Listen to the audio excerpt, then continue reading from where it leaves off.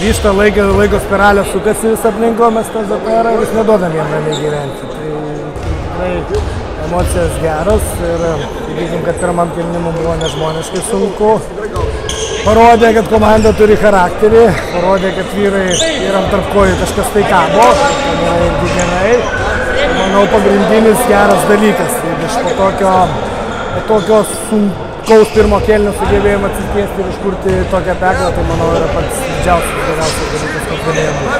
Rezultatas be abejo tenkina, nežinau kaip jisai tenai galutiniai lentelį išsirikiuos, aš tiek toli negalvoju, yra šiandienos rungtynės, mes jas nugalėjome rimtą varžovą ir tai labai džiugu. Nu, puikiai būtų 4 taškai, bet tai iki puikiai trūksta tik tai plaukelio tokia nedidelė. Minskas ką, mums niekada nebuvo parankus varžovas, tai yra labai žmoniškai stipri komanda ir pretenduojant įvairiaus rankinius.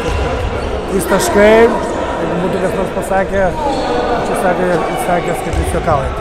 Dabar viskas gerai, belieka tą žaidimą, kurį mes demonstruojam Baltijos lygą, perkelti į Lietuvos čempionatą ir tada nebus problemų. Tai ne visoj tai pavyksta.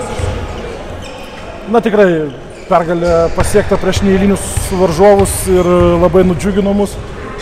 Planavom šiam savaitgaliui bent jau iškovoti 2 taškus, iškovojom 3, tai padarėm daugiau negu tikėjomės ir tokia pergalė tikrai yra džiaugsminga, smagu, vis tiek žaidžiam prieš Ukrainos vicečempionus, tikrai komanda yra tikrai galinga ir mes šiandieną juos įveikėm, tai tikrai smagi diena šiandieną.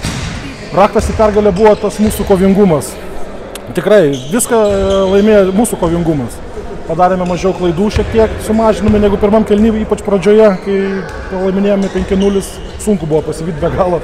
Bet tas mūsų kovingumas, ta mūsų vienybė ir dėl to ir lėmė šiandien tą faktorių, kad laimėjome.